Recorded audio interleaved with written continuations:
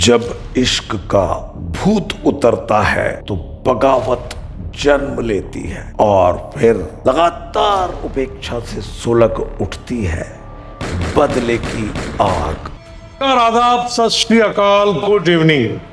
मैं आपका दोस्त, आपका होस्ट TN मनीष आचरण पॉडकास्ट लेकर आपके साथ हूं और हमारे साथ में आज एक ऐसी तेज तर्रार मेरी साथी मोहिनी सेंगर, जिसकी आवाज आप अक्सर अलग अलग मुद्दों पर, खास तौर पर क्राइम में लगातार सुनते आ रहे हैं। सीधे आते हैं मुद्दे पर। ये बात हम कर रहे हैं नंदिनी केवट और अरविंद परिहार की। सबसे पहले तो हम हमारे दर्शकों को ये क्लियर कर देते हैं कि हम यहाँ पर किसी का पक्ष रखने नहीं आए। निश्चित तौर पे हम घटना के बारे में बात करने आए हैं। कौन गलत है, कौन सही है, ये तो कोर्ट फैसला करेगी। बिल्कुल, ये इन्वेस्टिगेशन का पार्ट है। ये विवेचना अधिकारी जिस तरह से चार्जशीट देंगे, उसके बाद क्या होगा। 90 दिन का दर्शकों पूरा वक्त होता है। और अब हम आपको फटाफट फॉर्मेट में मैं बता देता हूं आपको कि सितंबर तकरीबन 3:35 पर ये पहुंचती है नंदिनी अपने 2 मित्रों के साथ, कल्लू और अंकुश पाठक के साथ SP ऑफिस। और मैं एक चीज और बता दूं आपको जी, कि साइबर वालों ने इसको 2 दिन पहले तो ये कहा था कि अब आप ऐसा करिएगा कि अभी हमारा सिस्टम जो है वो चल नहीं रहा है, सर्वर डाउन है, तो आप आइएगा। दोबारा वो जब आई तो 12 तारीख थी जी। और वहां से ये तीनों एक ऑटो में बैठते हैं। ऑटो में बैठकर ये निकलते हैं स्टेशन के लिए जी। वो किसी होटल में उसे जाना था नंदिनी को, ऐसी बात है। और फिर जैसे इनका ऑटो कैप्टन रूप सिंह स्टेडियम के पास DRDO की जो बाउंड्री है वहां से लगा हुआ पहुंचता है, बिल्कुल एंड सामने फायर ब्रिगेड और कैप्टन रूप सिंह स्टेडियम के बिल्कुल बीच में वहां पर ये अचानक जो है अरविंद इसको ऑटो में से खींचता है। अरविंद अचानक नहीं आता है, वो पहले से ही परस्यू कर रहा होता है, लेकिन इनकी नजर में तो वो अचानक आया ना, जी। तो वो उसको खींचता है जी। और वहां उसका पैर चोटिल होता है। हाँ।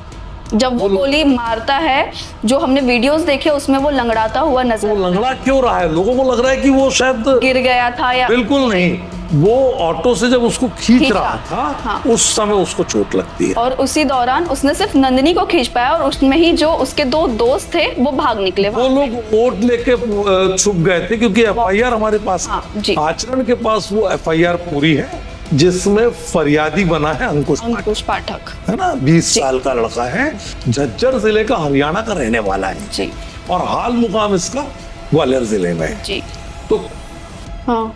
अब हो सकता है कथित पति हो, लेकिन अगर हम आर्य समाज की बात करते हैं तो चूंकि आर्य समाज की शादियां कानून की नजर में भी बहुत बड़ा सिरदर्द है जी। ये वकालत से जुड़े हमारे तमाम जो लोग हैं वो ये कहते हैं कि लेकिन इन शादी थी ना, वो एक अनोखी शादी थी क्योंकि इनकी जो जिंदगी थी वो प्राइवेट कम थी और पब्लिक के लिए ज्यादा। बिल्कुल उसी पॉइंट में मैं आ रहा था, क्योंकि आप पूरा सोशल प्लेटफॉर्म हमारा है उसको आप पूरी तरह से देखती हैं, तो आपको क्या लगता है, आपने जब इसको खंगाला देखा कि नंदिनी और अरविंद दोनों की जो रील जो सोशल प्लेटफॉर्म पे डली, इंस्टाग्राम पे और ऑडियोज हैं, वीडियोज हैं, वो किस तरह की? दोनों ने, मतलब सिर्फ एक के बारे में ही नहीं कहूंगी, दोनों ने भी है ना ऐसा किया था कि जो सोशल मीडिया पर एक दूसरे के खिलाफ ऐसी भद्दी बातें कही थी। हाँ, जो हम बोल नहीं सकते। हाँ, हम बोल नहीं सकते। एक दूसरे को गंदी गालियां दी हैं,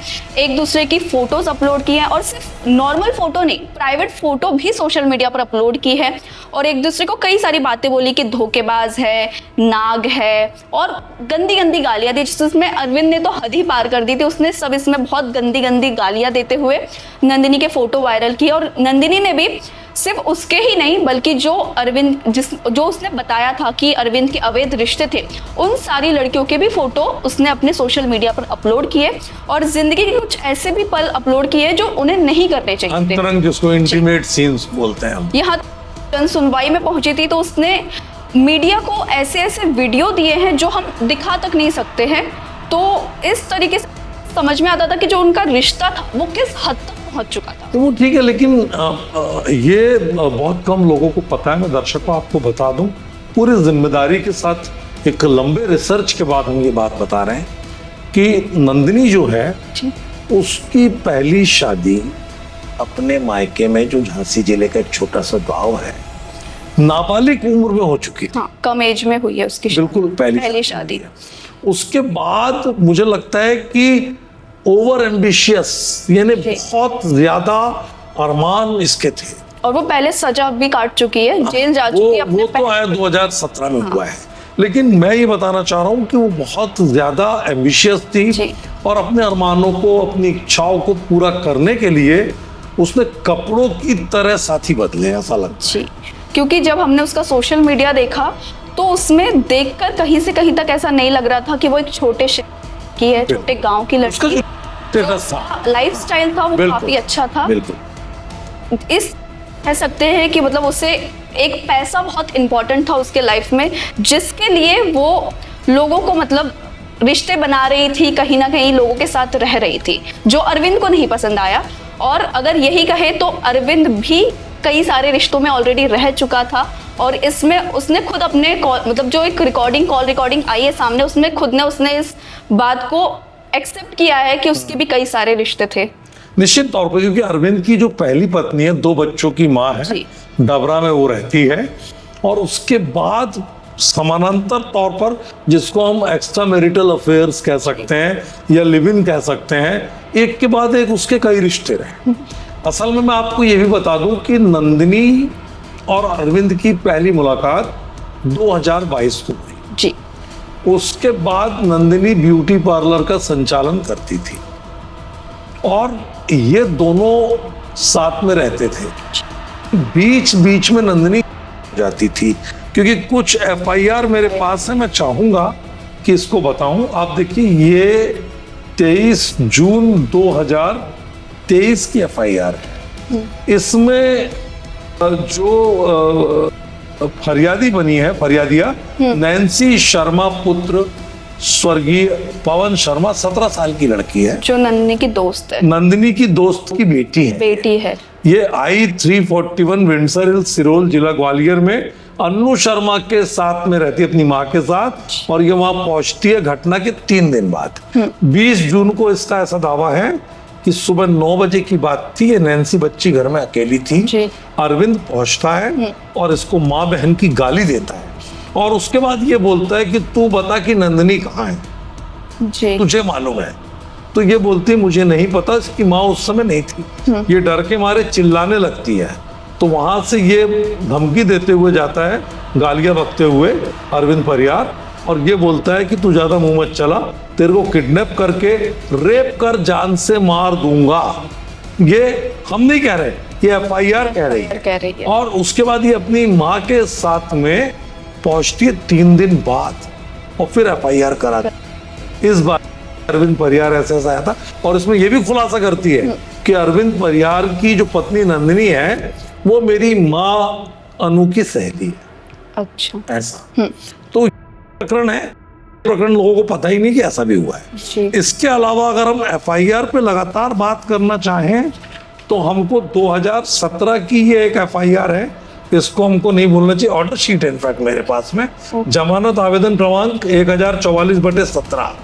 ये सुशांत तिवारी अभिभाषक के द्वारा इनके लिए दिया गया था और इसमें स्पष्ट वो पूरी घटना है जिस घटना में कमलेश सेन, जो निमलेश सेन का भाई है, निमलेश सेन भी इसका लिव इन पार्टनर या पति था, इसका नंदिनी का पहला पति। तो वो इसको क्या करते हैं कि 3 लोग मिलके, एक फिरोज है और 2 लोग और हैं, 3 लोग मिलते हैं और मरघट रोड पर इसको बुलाया जाता है धोखे से, निमलेश को। निमलेश एक बार्बर के यहाँ काम करता है दुकान में, दतिया में। और वहां पर ये लोग सब इकट्ठे होते हैं और ये देखिए इसमें आया है पूरा ये मैं आपको बता सकता हूं दर्शकों कि निमलेश सेन को ग्वालियर बाईपास रोड पे बुलाकर मरघट के पीछे दावल पीर के रास्ते पर दरगाह के पास ले जाते हैं। पहले से अलग अलग स्थानों पे झाड़ियों में छिपे बैठे होते हैं फिरोज, जुनेद, तब्बू, गणेश कुशवाहा और डंडों से मार पीट कर इसको नीचे गिराते हैं, पत्थर चेहरे पर पटक पटक के हत्या कर देते हैं।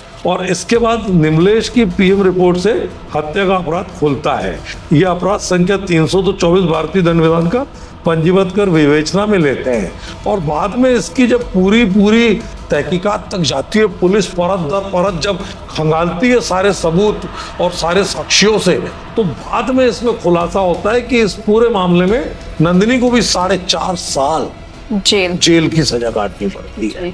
तो यानी कि दोनों का जो पिछला जो पन्ना है जिंदगी का, जो अतीत है, वो स्याह है, काला है, खतरनाक है। अरविंद का भी और इसका भी। और अगर हम ये बात कर रहे हैं कि निजी रिश्तों के संबंध में, तो इन दोनों का कोई चरित्र था ही नहीं। बिल्कुल, ये पूरी ईमानदारी से हम कह सकते हैं जी। तो क्या लगता है, अब मैं वापस उसी पॉइंट पे आता हूँ जो हमारी चर्चा चल रही थी जी। कई तरह की रील इस बीच में आपने देखी, हाँ। कई तरह के ऑडियोज देखे, कुछ में एक अच्छी इन लोगों की बॉन्डिंग भी नजर आ रही है। भी है। एक जो एफआईआर नंदिनी ने दर्ज करवाई थी जिसमें उसने खुलासा किया था कि अरविंद ने उसे मतलब कार चढ़ाने की कोशिश की थी, मारने की कोशिश की थी। बिल्कुल। जब हमने वो नंदिनी जनसुनवाई में पहुंची, उसने ये बयान दिया और जब हमने ये न्यूज चलाई तो अरविंद का कहना था कि उसने ऐसा कुछ किया ही नहीं है, उस पर झूठे आरोप लगे। लेकिन जबकि एक सोशल मीडिया पर एक ऑडियो नंदिनी ने अपलोड किया है, उस पर ये साफ साफ दिख रहा है कि अरविंद भी इस बात को एक्सेप्ट कर रहा है कि उसने उसे मारने की कोशिश की थी, जिसमें वो नंदिनी कह रही है कि आप अगर मुझसे प्यार करते तो आप मुझे यूं मारते नहीं। तो उस पर अरविंद कहता है कि सॉरी बाबू, मुझसे गलती हो गई, मैं आगे से ऐसा नहीं करूंगा। गाड़ी नहीं चढ़ाते, 2 बार मारने की कोशिश नहीं करते। ठीक है बाबू, गलती हो गई यार बच्चा, अब आइंदा गलती नहीं होगी। माँ की कसम, खाटू श्याम बाबा की कसम खा रहा हूँ, काली जी की कसम, कभी गलती नहीं होगी यार आज के बाद यार बच्चा।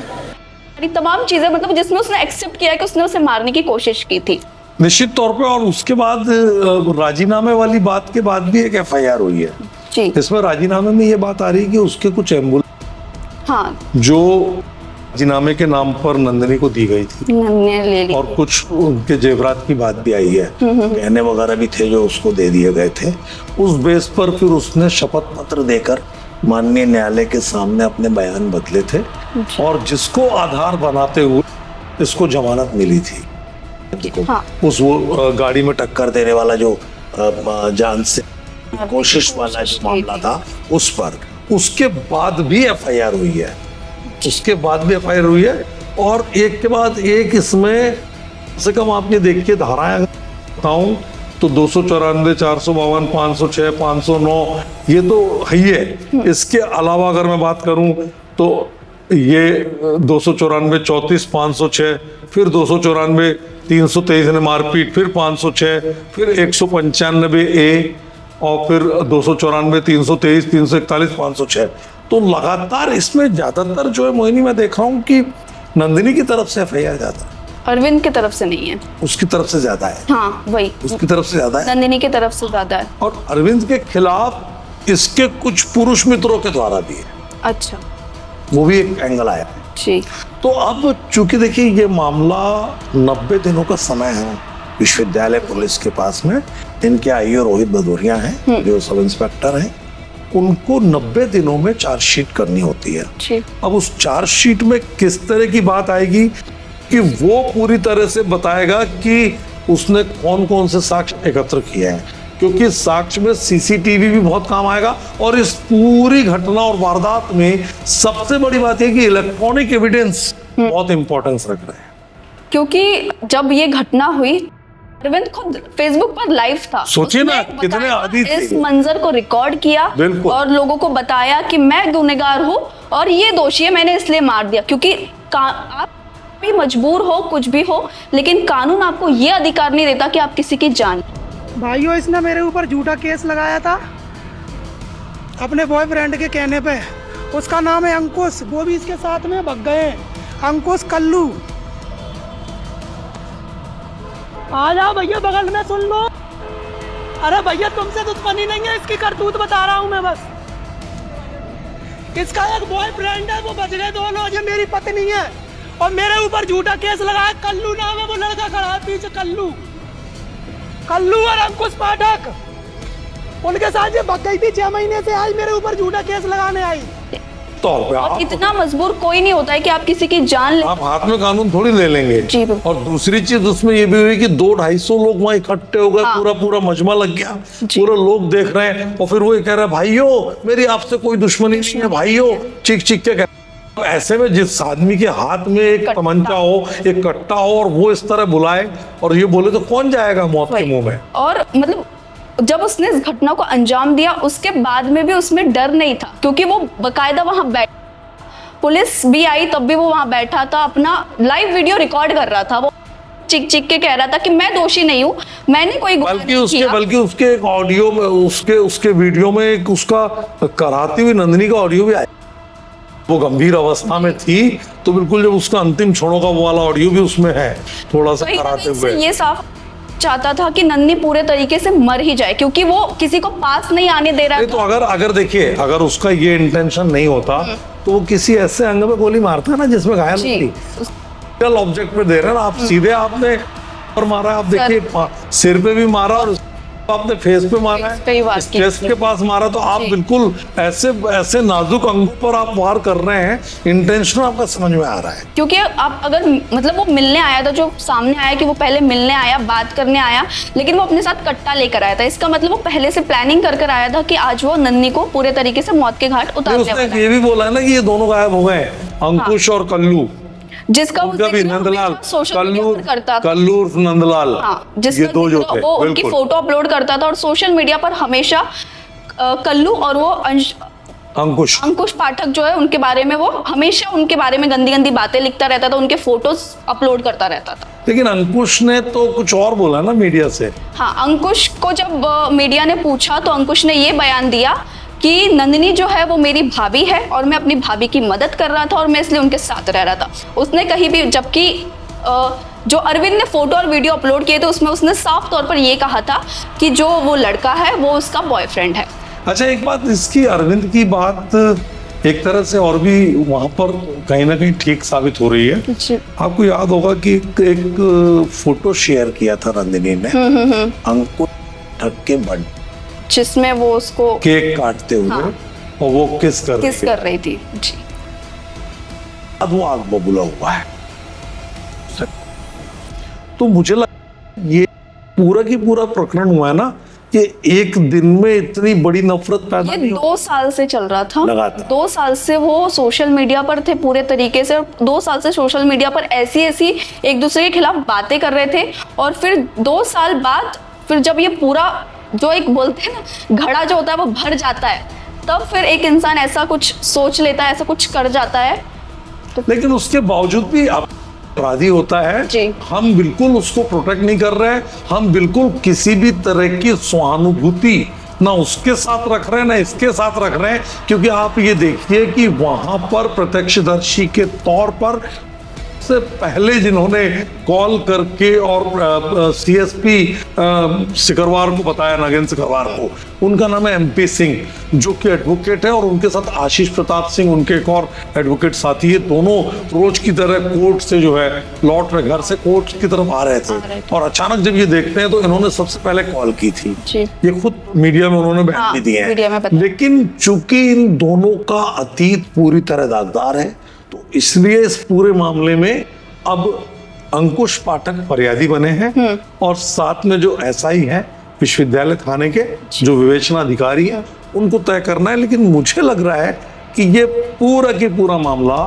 सोशल मीडिया के आभासी रिश्ते का, मतलब ऐसा रिश्ता जो आप किससे मीडिया ट्रायल कर रहे हैं। आप ये देखिए ना, आपके आपस के 2 लोगों के रिश्ते हैं, जो आप 2 लोग एक दूसरे के साथ में पहले आप लव, फिर उसके बाद सेक्स, फिर धोखा, इस टाइप की चीजें हैं। तो ये जो पूरी चीजें आ रही है, ब्लैकमेल भी उसमें आ गया, उसमें मुकदमेबाजी भी आ गई, उसमें धमकी भी आ गई, उसमें कानून हाथ में लेना भी आ गया, उसमें एक दूसरे को नीचा दिखाने का कोई मौका ना छोड़ना, ये भी आ गया।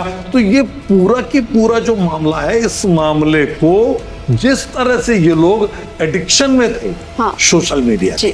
मैं बोलूंगा ये लत में थे, हाँ। शिकार थे उसके। क्योंकि आपको क्या लगता है कि जो व्यक्ति ऐसे मोमेंट को एक हाथ से फेसबुक लाइव करते हुए कर रहा हो, जो किसी की जिंदगी लेने के लिए कर रहा हो, तो आपको लगता नहीं कि वो तो पूरी तरह से ये साबित करके बैठा था दीवार पर कि मुझे तो अब आर्या पार। जी बिल्कुल। और किस तरह की मैं जानना चाहूंगा मोहिनी की, और दर्शकों को बताइए कि किस तरह की ऐसी बातें बारीक जो आपको समझ में आई दोनों की रील्स में, ऑडियोज में, वीडियोज में। इसमें तो जो वो सबके सामने ही है कि वो एक दूसरे के खिलाफ गंदी गंदी बातें करते थे, लेकिन एक जो सबसे अलग चीज है ना, जब हम को कवर कर रहे थे, हमने सोशल मीडिया पर डाला, तो इस पर लोगों की राय ये थी कि बहुत अच्छा हुआ, ऐसे ही करना चाहिए था, यही होना चाहिए था। मतलब वो सिंपैथी वेव्स थी क्या? नहीं, अरविंद के साथ। हाँ, अरविंद के साथ हाँ। लड़की के साथ बिल्कुल नहीं। मतलब एक हत्यारे को आप वो कर रहे हैं। जो मर गई है, हम किसी का पक्ष नहीं ले रहे हैं, हाँ। लेकिन इस पर आप लोगों की मेंटालिटी देखिए, वो ये कह रहे थे कि हाँ ऐसे ही करना चाहिए, मारना ही चाहिए था, भले ही उसके 5 बॉयफ्रेंड हो, 10 बॉयफ्रेंड हो, लेकिन आपको कानून ये राइट नहीं दे रहा है कि आप किसी को मार दो। निश्चित तौर पे आप ऐसे कैसे हाथ में ले लेंगे? हमारा कानून संविधान से चलता है, हमारे यहाँ पूरी व्यवस्था है, अलग अलग प्रक्रिया बनी हुई है, और अगर आपको लीगल एड नहीं मिल रही,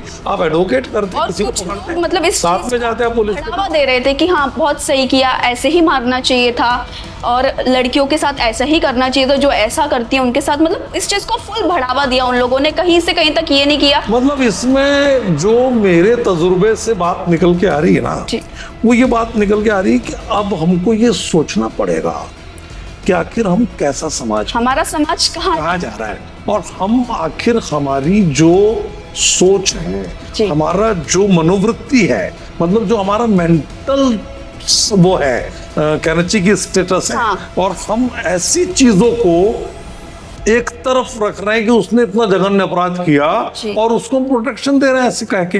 यानी कि हमारी जो मानसिकता है, उस मानसिकता में किसी की हत्या कर देना, खून बहा देना, रक्त रंजित कर देना, सरेराह गोली मार देना, अवैध हथियार का इस्तेमाल करना, ऊपर से जो है साथ में आप लाइव भी कर रहे हो, और इतने लोगों की आप जान जो है जोखिम में डाल रहे हो, और उसके बाद आपको इस तरह की प्रतिक्रिया आ रही है, तो ये वाकई बहुत चिंता का विषय। सोचने वाली बात है कि लोगों को ये नहीं था कि किसी की जान चली गई है, और वो भी दिन दहाड़े उसने सभी के सामने गोली मारी है। मतलब आप अगर इस चीज को बढ़ावा दोगे तो कल के दिन कोई और आएगा, वो भी ये सेम चीज करेगा, क्योंकि पहले भी ऐसे केस हो चुके हैं। अब जैसे इंदौर केस पहले एक आया था कि लड़के इस तरह की घटनाओं को अंजाम दे रहे थे, और राजा रघुवंशी। फिर उसके बाद में आया कि लड़कियों ने ऐसा कुछ कदम उठाना शुरू कर दिए, कि एक ड्रम केस आया था, मेरठ वाला, फिर उसके बाद में अब फिर से लड़के, हम इसमें मतलब लोग इस तरह को देखते हैं कि लड़के ने किया, लड़की ने किया, हिंदू ने किया, मुस्लिम ने किया, लेकिन बात वो है ही नहीं। कि बात ये है कि आप अपराध होता है ना, उसके जात धर्म से क्या मतलब, आप किस तरफ जा रहे हो, मतलब आपकी मेंटालिटी क्या हो गई है कि आपको आप इतने इम्पेशेंट हो गए हो कि आपको बस अगर किसी ने गलत किया तो आप सोचते हो कि नहीं मैं इसको जान से मार दूंगा, सब खत्म हो जाएगा, सब ठीक हो जाएगा। ये मतलब किसी भी चीज का अल्टीमेट समाधान तो हो नहीं सकता ना, क्योंकि एक जिंदगी अगर जाती है तो उसके पीछे कई जिंदगी होती है जो सफर करती है। अच्छा, ऐसा भी नहीं है कि अरविंद का परिवार बहुत सुखी हो जाएगा इसके बाद। आप देखिए, क्योंकि एक की तो जान से चली गई, दूसरा आपकी जिंदगी गई अब जेल में आप। और नंदिनी का एक 4 से 5 साल का बेटा है, 6 साल का, जब वो बड़ा होगा तो जब उसे पता चलेगा कि उसके माँ के साथ क्या हुआ था, कैसे क्या बीतेगी। बिल्कुल, एक जिंदगी आपने बर्बाद नहीं की, आपने कई सारी जिंदगी को बर्बाद करके रख दिया है। तो लोगों की इस थिंकिंग को बदलना चाहिए। नहीं, और दूसरा एक और है, आप ये देखो कि ऐसा करने वाले ये नहीं समझ पाते कि शादी केवल 2 दिलों का मिलन नहीं है जी। एक महिला एक पुरुष के बीच 7 फेरों का संबंध नहीं है। शादी 2 परिवारों का, 2 खानदानों का, और उनके साथ जुड़े तमाम रिश्तों का बंधन है। भारतीय समाज में शादी केवल एक पुरुष और महिला का साथ रहना अकेले नहीं हो सकता ना, तो ये भी तकलीफ है। अगर आप में नहीं बन रही है तो आप कानून का दरवाजा खटखटाइए। तलाक ले लो। जिस तरीके से नंदिनी जा रही थी पुलिस में बार बार, अरविंद भी चाहता तो वो जा सकता था, और ऐसा नहीं था कि कानून अरविंद की नहीं सुनता। अच्छा, लेकिन मोहिनी एक बात और दिमाग में आती है मेरे जी, कि नंदिनी जिस अंदाज में मंगलवार को गई, मीडिया के कैमरे उसके चेहरे के सामने आ गए, और उसने अपनी पूरी एक ऐसी चीजें खोल करके मीडिया के सामने रख दी, जो हम सोच नहीं सकते। और उसके बाद आप देखिए कि उसको मीडिया ने हूबहू दिखाया, पूरी तरह दिखा दिया। इनने थोड़ी देर बाद वो वीडियो मुझे खुद से सेंड किया था और ये बोला था कि बाबू मैं सुधर गया हूँ, जिसका मैसेज मेरे पास अभी भी है और मेरे पास वो फोटोज वीडियो सारे हैं। जबकि हकीकत में उसके साथ एक पक्ष और था। क्योंकि मैं यहाँ पूरी जिम्मेदारी से कह रहा हूँ कि मैं अरविंद का पक्ष नहीं ले रहा जी। हूँ, और ना हम आदि के साथ खड़े हैं। अपराध होता है, उसने हत्या की है, सरेराह की है, अवैध हथियार से की है, गलत तरीके से की है, और खुद चोरी तो चोरी सीना दोरी अंदाज में उसने लाइव भी किया है, वो सब अपने। लेकिन क्या एक पक्ष को पूरी तरह से सच मान लेना ठीक है क्या? मीडिया के सामने आई, न्यूज़ बताई, मतलब जो उसने बातें कही, उसने फोटो दिए, वीडियो दिए, तो एक मतलब जब हमने उसका पक्ष सुना तो हमें लगा कि कहीं ना कहीं ये सही है। मैं ब्लैकमेलिंग की शिकायत लेके आई हूँ। हमारे हस्बैंड हैं जो वो AI से मेरे फोटो मतलब ऐसे गंदे करके न्यूड पिक बना के वायरल कर रहे हैं। हमारी जो छानबीन थी वही नहीं रुकी, उसके बाद में जब हम आगे तक पहुंचे तो हमने अरविंद का पक्ष भी रखा। लेकिन अगर अरविंद ही कैमरे पर नहीं आया, अरविंद ने ही पुलिस का दरवाजा नहीं खटखटाया, तो बाकी लोग क्या करेंगे? क्योंकि अगर नंदिनी बार बार पुलिस के पास जा रही थी, नहीं, वो बार बार ये भी कह रहा था ना मुझे सहयोग नहीं मिल रहा, लेकिन उसने सहयोग मांगा किस? पर वो पुलिस के पास गया ही पहुंचा नहीं। कहाँ है? क्योंकि अगर वो, और ये बात भी आपको याद होगी कि जिस दिन नंदिनी जन सुनवाई में पहुंची थी, अरविंद भी पीछे से पहुंचा था, उसने उसका पीछा किया था और वो चुपके से नंदिनी को देख रहा था। मतलब वो वहां तक पहुंचा, लेकिन वो रैकी पूरी कर रहा था, वो अपना पक्ष रखने मीडिया के रैकी सामने पूरी नहीं कर आया। रहा था। और जब अगर वो मीडिया के सामने आता तो मीडिया मतलब निष्पक्ष है ना। निश्चित तौर पे हम तो दोनों पक्षों को दोनों दिखाते। आप अपनी पीड़ा लेके आओगे, हम आपको भी दिखाएंगे, मना थोड़ी करते हैं। लेकिन वो मीडिया के सामने आया ही नहीं, और उसने अपने ही माइंड में एक प्लान बना लिया कि अब मैं आर्या। अच्छा, एक मैंने लोगों का ऑडियो और सुना था, उसको थोड़ा विस्तार से तफसील से बताओ मोहिनी, जिसमें वो ये कह रहा है कि नहीं सोना बाबू, मैं ऐसा नहीं करूंगा बाबू, अब तो चिंता मत कर, मैं उसकी टांग तोड़ दूंगा पूजा। हाँ, क्या था वो? जिसमें ये जब नंदिनी कहती है ना उसको कि मैं तुमसे इतना प्यार करती हूँ और तुमने मेरे साथ ऐसा किया, ये किया, वो किया, तब अरविंद ये चीज कहता है कि बाबू मुझसे गलती हो गई, अब मुझे माफ कर दो, मैं ऐसा नहीं करूंगी। जिसमें नंदिनी ये भी कहती है कि तुम पूजा के साथ रह रहे हो, पूजा तुम्हारी जिसके साथ तुम रह रहे हो बीवी बताई है, तो वो कहता है कि मैं तो पूजा की टांगे तोड़ दूंगा, मैं जेल भी चला जाऊंगा, मुझे किसी चीज का डर नहीं है, मैं पूजा को मार दूंगा, काट दूंगा। अरे तो उसकी कि तुम आ तो जाओ, उसके तो मैं पैर तोड़े आऊंगा। तुम कहोगी कि हाँ बाबू तुमने करे भले, मैं जेल काटे आऊंगा, काट ले मैं, तो फिर तुम्हारी कसम खा रहा हूँ, अगर मैंने तुम्हें सच्चा प्यार करूंगा तो बाकी कोड़े तोड़ के और तुम्हारे संग रहूंगा, जेल भी काटे आऊंगा फिर मैं। मतलब इस चीज से ये भी साबित होता है कि अवैध रिश्ते तो थे उसके, और कहीं ना कहीं वो पहले प्यार, फिर धोखा, फिर प्यार, फिर साथ में आना। लेकिन इसमें एक बात और आ रही है, मेरे को याद आ रहा है, मैंने तुमने भी ऑडियो सुना होगा, मैंने भी सुना है, जिसमें वो ये दम ठोक के कहता है कि मैं अपनी माँ की कसम खा रहा हूँ, मैं श्याम बाबा की कसम खा रहा हूँ, मैं काली माता की कसम खा रहा हूँ कि मैं जो है बिल्कुल पूजा को मैंने ये दिया, पूजा को मैंने वो दिया, पूजा को ये पैसे दिए, पूजा को ऐसी मदद की, पूजा को वैसी मदद की। ये वही ऑडियो है जिसमें वो कहती है कि तुमने मेरे साथ ऐसा किया, तुमने तो और तू चली जाती है। हाँ। तो पूजा मेरे फ्लैट में आती है, जिसमें वो जब वो ये जो उसके मतलब अरविंद उसके बॉयफ्रेंड्स के बारे में बात करता है, तो तब वो बोलती है कि तुम्हारा भी तो पूजा के साथ रिश्ता है ना। तब वो ये चीज को एक्सेप्ट करता है कि हाँ पूजा के साथ मेरा रिश्ता है, मैंने उसको ब्यूटी पार्लर तक खुलवा के दिया। हाँ, वही। और मेरे फ्लैट पर भी वो आती है और मैं तो उसको फुल सपोर्ट करूंगा, मैं नहीं छोड़ूंगा। उसका पार्लर जो खुलवाया है वो मैंने ही खुलवाया है। अरे तो जब मैं तुम्हें पहले ही बोलती थी कि तुम उसके साथ रह लो, तो तुम मेरे साथ क्यों रह रहे थे? जमीन बेच के जो मैंने पैसे दिए ना उसको चाचा के पटा रहे मैंने, और भाई पूछ लो चाचा है, तो वो पार्लर मैंने ही खुलवाया है। तो एक दूसरा ऑडियो अपलोड हुआ है, उसमें वो कहता है कि मैं पूजा को मार दूंगा, तू बस आ जा मेरे समझ पास। में नहीं आ रहा। तो मतलब वो खुद इस चीज पे कंफ्यूज थे कि उनके बीच में क्या चल रहा है, और जो वो रोज मतलब डेली इस चीज को अपने सोशल मीडिया पर अपलोड करते थे, एक दूसरे को गंदी गंदी गालियां देते थे, और उस नहीं फिर उसके बाद इस तरह की बातें करती है, पर पुरुषों के पास जाना करती है, ये बदलता था, ये कितना हुई तो एक पत्नी के लिए कोई ऐसे समझ में नहीं आया। 2 साल से उनका रिश्ता मतलब बहुत अलग रिश्ते में थे वो, जहां वो एक दूसरे को पूरे तरीके से छोड़ चुके थे, लेकिन फिर भी नहीं छोड़ रहे थे, एक दूसरे को अलग तो रह रहे मुझे लगता है कि मतलब उनकी दोनों की अपनी जो आजादी है, मतलब जो स्वच्छंदता है कि नहीं साहब हमको तो मेरी मर्जी, जी मैं चाहे ये करूं, मैं तो तेरी मर्जी मेरी मर्जी, तो दोनों अपनी मर्जी तो कर रहे थे किस पॉइंट में, जो रिलेशनशिप के पॉइंट में, लेकिन अधिकार भी जता रहे थे एक दूसरे को। जी। और मतलब वही था ना कि वो एक दूसरे को अलग तो रह रहे थे, हाँ। लेकिन फिर भी उनको एक दूसरे की निजी जिंदगी से मतलब बहुत ताल्लुक था कि ये क्या कर रही है, वो क्या कर रहा है, और फिर उसको ही वो सोशल मीडिया पर डालते थे और लोगों को बताते थे। लेकिन जब वो सोशल मीडिया पर डालते थे तो किसी को इस चीज की भनक नहीं थी। दिन नंदिनी जन सुनवाई में पहुंची जब उसने अपने प्राइवेट फोटो दिए मीडिया को, जो मीडिया ने नहीं डाले, उसने ऐसे ऐसे फोटो दिए, और उसने खुद के ही नहीं, बकायदा जो उसकी जो गर्लफ्रेंड थी पुरानी, लड़कियों के भी उनके भी डाले उसने, हाँ। जिससे उसने खुद की जिंदगी तो बर्बाद की, बाकी लड़कियों की भी की, उनकी शादी हो चुकी है। क्योंकि तुम्हें ये कोई अधिकार नहीं कि आप किसी और लड़की के फोटोज मीडिया में दो। अब मीडिया को अगर दे रहे हो आप, तो मीडिया तो है जो दिया है आपने वो तो दिखाएगी, हाँ। उसके बाद में आप दूसरों की भी जिंदगी खराब कर रहे हो, क्योंकि जो बाकी लड़कियां थी उनकी शादी हो चुकी है कहीं ना कहीं, उनके रिश्ते पर भी उस चीज ने बहुत अफेक्ट किया है। तो ये भी गलत था ना।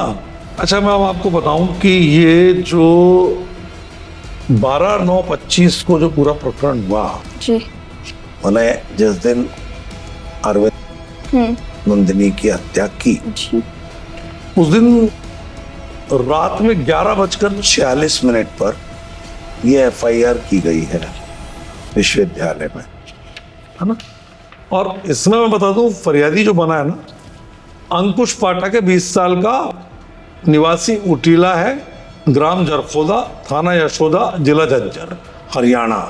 उसके अनुसार ये पूरी तरह से इसने बताया है कि अरविंद परियार पुत्र राजन सिंह परियार 32 साल निवासी ग्राम पुट्टी पिछोर ने किस तरह क्या किया। तो इसमें ये साफ तौर पर बता रहा है कि 12/9/25 को करीब 4 बजे घटनास्थल रूप सिंह स्टेडियम गेट के सामने main road city centre Gwalior, कायमी दिनांक 12/9/25 से 17:45 बजे कायमी स्थल ट्रॉमा सेंटर JH ग्वालियर, कायमी करता उपनिरीक्षक SI रोहित सिंह भदौरिया, विश्वविद्यालय थाना, फरियादी अंकुश पुत्र प्रमोद पाठक ने हमरा अपने मित्र नंदलाल पांचाल उर्फ कल्लू, ये जिन दोनों का नाम ले रहा था, ठीक है, उसके साथ में ट्रॉमा सेंटर में उपस्थित होकर मौखिक रिपोर्ट किया कि दिनांक 12/9/25 को दोपहर 2 बजे मैं अपने दोस्त नंदलाल पांचाल कल्लू के साथ सिटी सेंटर, अपनी महिला मित्र लिख रहा है, ये भाभी नहीं लिख रहा है, हाँ। आप ये नोट करिएगा।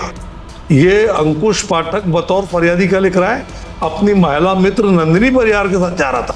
नंदिनी अपने पूर्व प्रेमी, पति नहीं लिख रहा है, यहाँ क्या लिख रहा है, वो अपने पूर्व प्रेमी अरविंद परियार के खिलाफ शिकायत करने, उसके खिलाफ केस में न्यायालय में कोर्ट पेशी करने के लिए ग्वालियर हमारे साथ आई थी।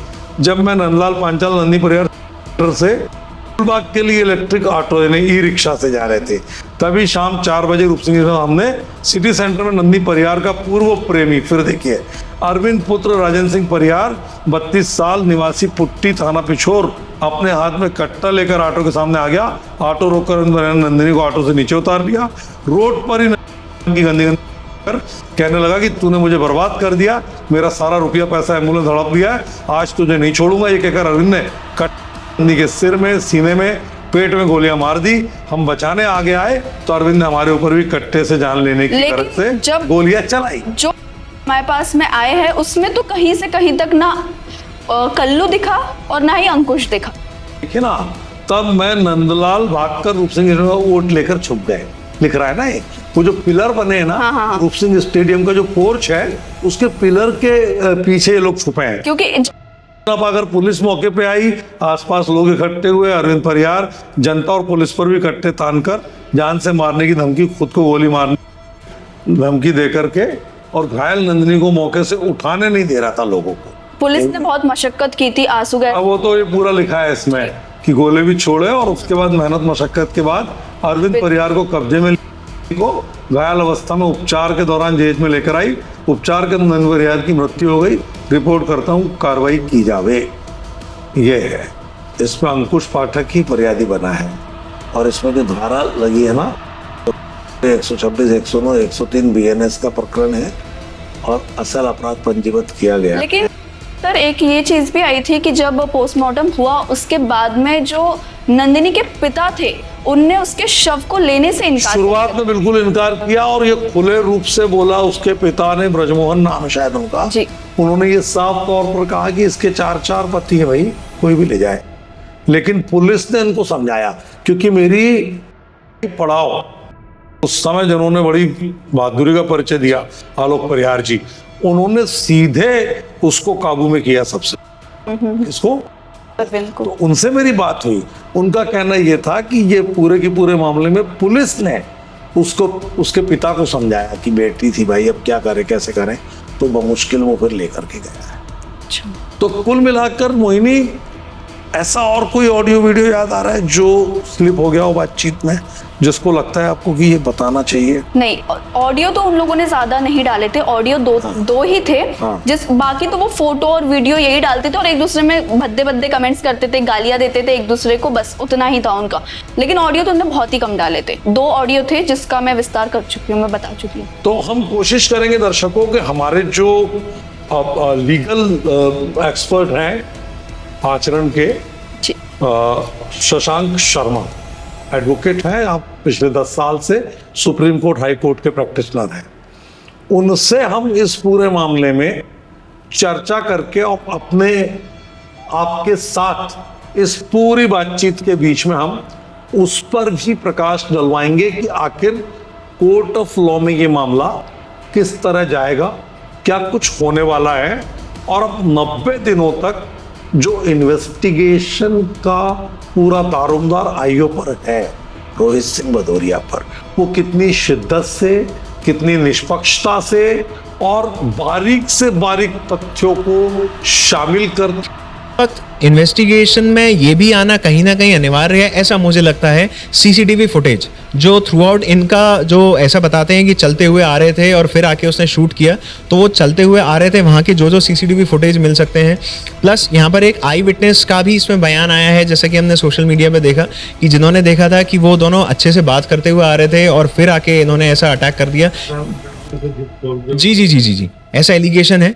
तो ये सारी चीज़ों को जब एकत्रित किया जाएगा, जोड़ा जाएगा सर्कमस्टेंशियल एविडेंसेस के बेसिस में, तब जाके इस बात की पुष्टि करी जा सकती है कि ये मर्डर था या culpable homicide not amounting to murder था। और मर्डर था तो उसके पीछे मोटिव क्या था, दोष है, लेकिन ये एक स्टेज कम है जी। मर्डर तक पहुंचने से पहले ये जस्ट मर्डर तक पहुंचने से पहले की होती है, टेक्निकली स्पीकिंग हर एक murder culpable homicide not amounting to murder होता है, but culpable homicide not amounting to murder नहीं होता हर एक।